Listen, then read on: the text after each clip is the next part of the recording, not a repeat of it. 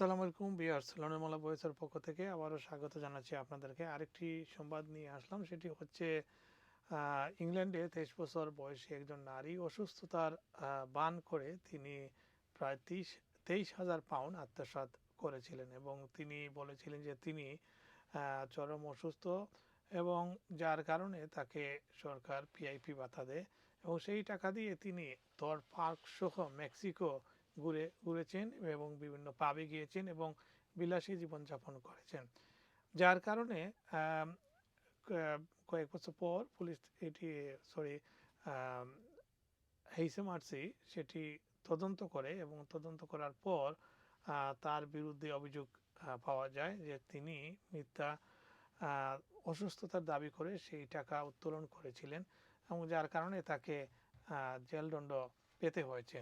তো সেটি ঘটেছে যুক্তরাজ্যের ওয়েস্ট সাসেক্সের গোরিং বাই সি এলাকার 33 বছর বয়সী ক্যাথরিন উইল্যান্ড অসুস্থতার ভুয়া দাবি করে 23,000-এর বেশি সরকারি বেনিফিট আত্মসাতের অভিযোগে তিনি পরবর্তীতে দোষ স্বীকার করেন। তিনি দাবি করেছিলেন তার উদ্বেগজনিত সমস্যা এতটাই গুরুতর যে তিনি বাড়ির বাইরে যেতে পারেন না, কিন্তু তদন্তে দেখা যায় তিনি একাধিকবার থর পার্ক ঘুরতে গেছেন এবং মেক্সিকোর মতো জায়গায় গিয়ে তিনি সেখানে হলিডে উদযাপন করেছেন।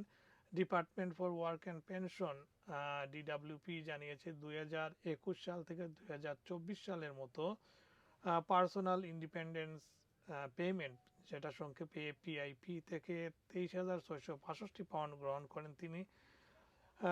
এই সময় তিনি 76টি বিউটি অ্যাপয়েন্টমেন্ট, 60 বার তিনি পাব, ক্লাব ও রেস্তোরাঁয় যাতায়াত করেন এবং বিদেশি মুদ্রায় খরচ করেছেন। এছাড়াও তিনি ম্যানিকিউর ট্রেডিং সেশন এবং হর্লি স্ট্রিটের একটি প্রাইভেট ডেন্টিস্টে তিনি চিকিৎসা নিয়েছেন। তদন্তকারীরা ব্যাংক স্টেটমেন্ট দেখিয়ে প্রশ্ন করলে তিনি বলেন, আমি জানতাম না যে বাড়ির বাইরে যাওয়া নিষিদ্ধ।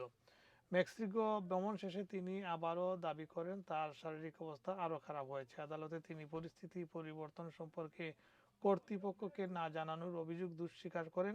আদালত তাকে 28 সপ্তাহের কারাদণ্ড দিলেও 18 মাসের জন্য স্থগিত রাখা হয়েছে।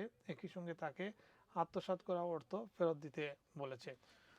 সো আমরা প্রায়ই শুনি এই ধরনের সংবাদ, যারা বেনিফিট নিয়ে সল চাতুরির আশ্রয় নেন এবং অসুস্থতার পান করে তারা অর্থ নিয়ে থাকেন, কিন্তু ডিডাব্লিউপি যদি চায় আপনার সেই সারা বছরের হিস্ট্রি আপনার দেখতে পারবে এবং আপনার কোথায় কোথায় ভ্রমণ করেছেন। বিশেষ করে অনেকেই বেনিফিট থেকে দেশ বিদেশ ভ্রমণ করেন,